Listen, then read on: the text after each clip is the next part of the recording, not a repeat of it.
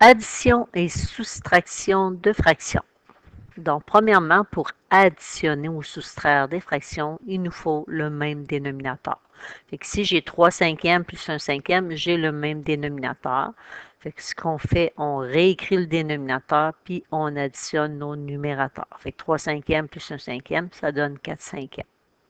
1 tiers moins 7 demi, je n'ai pas le même dénominateur. Donc, il me faut un dénominateur commun, donc un nombre qui se divise par 3 et 2 en même temps, donc on aurait 6. Moi, j'ai un tiers. Si je veux un 6 au dénominateur, il faut que je fasse mon 3 fois 2. Mais pour ne pas changer ma fraction, je vais faire la même chose au numérateur. Fait que ça me donne 2 sixièmes moins 7 demi. Si je mets sur 6, je vais faire fois 3. 3 fois 7, 21. J'ai un dénominateur commun qui est 6. Je le réécris. Et on fait le calcul, 2 moins 21 moins 19. Fait que moins 19 sixièmes. 5 tiers moins 2 cinquièmes plus une demi. Je me cherche un dénominateur commun, un nombre qui se divise par 3, 5 et 2 en même temps, 30. Si vous avez de la difficulté à les trouver, vous pouvez toujours faire 3 fois 5 fois 2. Donc, prendre vos dénominateurs, les multiplier ensemble. Ça ne vous donnera pas nécessairement toujours le plus petit, mais ça va vous donner un dénominateur commun. Fait que moi, j'ai 5 tiers. J'aimerais que ce soit sur 30. Bien, je vais faire fois 10 mon numérateur et mon dénominateur. Fait que 5 fois 10, ça me donne 50. Moins, j'ai 2 cinquièmes et je veux 30. Bien, je vais faire fois 6. Fait que 2 fois 6, ça me donne 12. Et une demi, ben, je vais faire fois 15.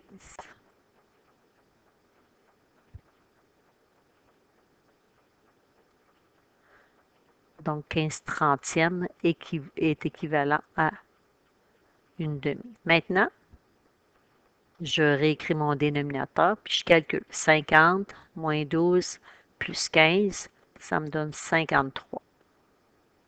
Fait que le résultat 53 trentièmes. Même principe, si j'ai des variables au dénominateur, 3x plus 1 sur x, j'ai le même dénominateur, on fait juste le réécrire et on additionne 3 plus 1, ça fait 4. Sauf que là, on a des fractions algébriques, donc on a des expressions rationnelles, mais il faut s'assurer qu'elles existent. Fait que 3 sur x va exister si x n'est pas égal à 0. L'autre fraction, 1 sur x, mais c'est le même dénominateur, fait que je n'ai pas d'autres restrictions à mettre. 1 sur x moins 7 sur y, il faut un dénominateur commun.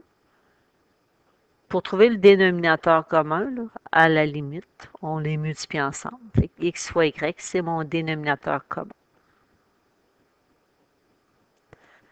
Et là, je regarde.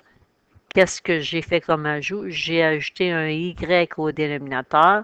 Bien, pour ne pas changer mon problème, je vais ajouter le y en multipliant mon numérateur. Fait que j'ai 1y, vous n'êtes pas obligé d'écrire le 1. L'autre, j'aimerais avoir xy, j'ai seulement le x, fait que je vais faire fois x. Fait que moins 7x. Fait que mon dénominateur, je le réécris, c'est x fois y. Et mon numérateur, bien, je n'ai pas de terme semblable. Fait que y moins 7x.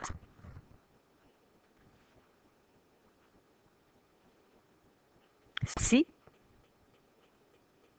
j'ai des restrictions, si ma fraction de départ, 1 sur x, existe, ça veut dire si je ne remplace pas le x par 0, puis ma deuxième fraction, 7 sur y existe, et que je ne remplace pas y par 0.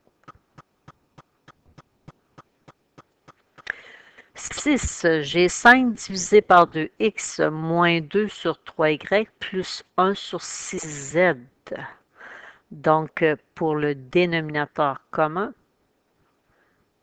je me cherche un nombre qui se divise par 2, 3 et 6 en même temps. C'est sûr, je pourrais faire 2 fois 3 fois 6, ça me donne 36, mais j'ai plus petit que ça, là.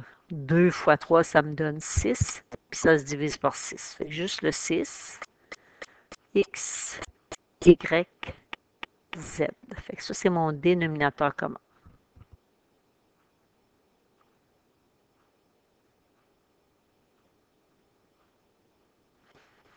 J'ai 2, j'aimerais avoir un 6, fait que je vais faire x 3. Le X est déjà là, il me manque mon YZ.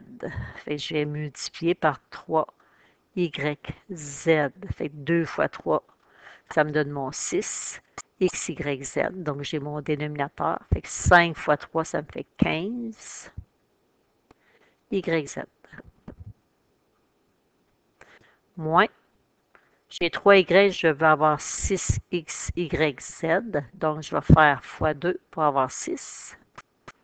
Il manque le X, il manque le Z. Fait que mon numérateur fois 2XZ. Fait que moins 2 fois 2, moins 4. Le moins était déjà écrit. XZ. Le dernier, le 6 est déjà là. Le Z est déjà là. Il me manque le X fois Y. Donc, plus X, Y. Après ça, il reste à faire le calcul. Je vais l'écrire à côté, ici. Donc, on réécrit le dénominateur et le numérateur, mais on n'a aucun terme semblable, fait qu'on fait juste les écrire. 15 YZ moins 4XZ plus XY.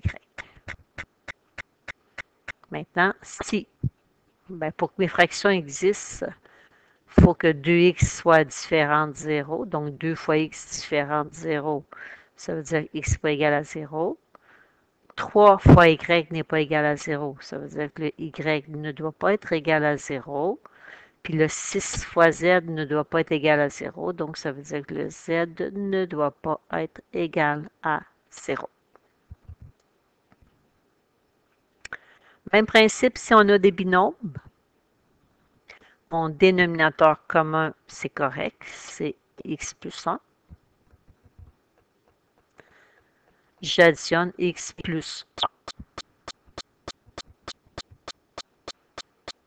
Sauf que j'ai la même chose au numérateur qu'au dénominateur, donc je peux simplifier.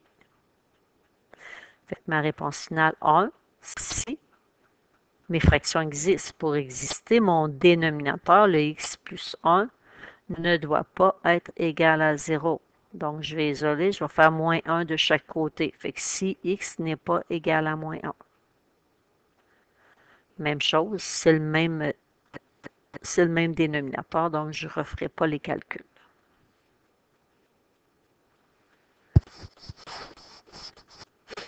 8. 1 sur 2 fois x plus 1 moins 7 sur 4 fois x plus 3. Donc, le dénominateur commun, je regarde mes coefficients, 2 et 4. Ben, pour les nombres, ça serait 4. J'ai mon facteur de ma première fraction, x plus 1, et je vais venir lui ajouter x plus 3. Donc, en fin de compte, j'essaie d'équilibrer. Je regarde qu'est-ce qui manque à ma première fraction au dénominateur pour avoir la deuxième, puis qu'est-ce qui manque au dénominateur de ma deuxième fraction pour avoir la première. Et pour les nombres, ben, on cherche le facteur, le nombre qui se divise par les deux nombres que j'ai au dénominateur. Donc, je regarde, j'ai 2. Donc, j'écris 1. Moi, j'ai 2, j'aimerais avoir un 4, et je vais faire x2. Le x plus 1 est là. J'ai fait l'ajout du x plus 3. Le 4 est déjà là. Et j'ai ajouté le x plus 1. Et je vais ajouter le x plus 1 au numérateur. Le x plus 3 était déjà là. Fait que ma réponse, le dénominateur commun, 4 fois x plus 1 fois x plus 3.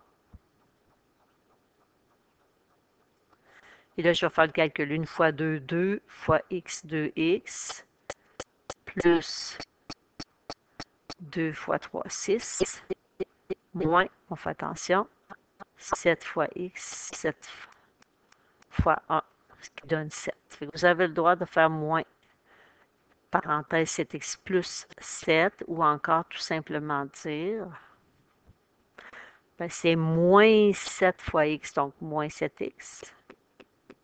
Puis c'est moins 7 fois 1, moins 7. On regroupe les termes semblables. 2x moins 7x moins 5x.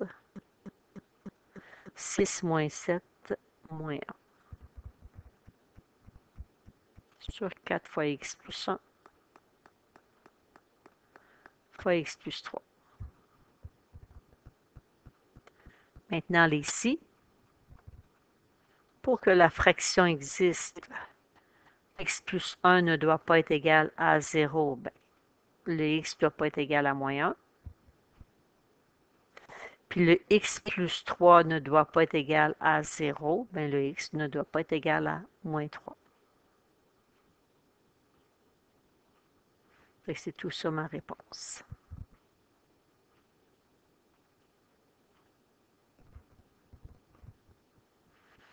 La dernière, 2 sur x plus 3 plus 1 sur 2x moins 1, dénominateur commun, x plus 3 fois 2x moins 1.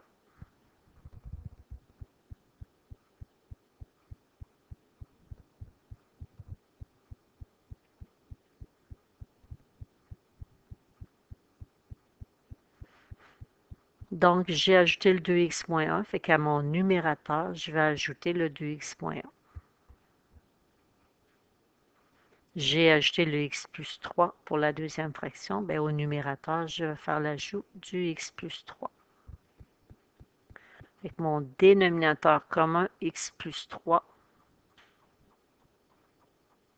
fois 2x moins 1. Je fais mon calcul. 2 fois 2x, 4x. 2 fois moins 1, moins 2. 1 fois x, x. Et 1 fois 3. Je regroupe mes termes semblables. J'ai 4x plus x, ça me donne 5x. J'ai moins 2 plus 3 qui me donne 1.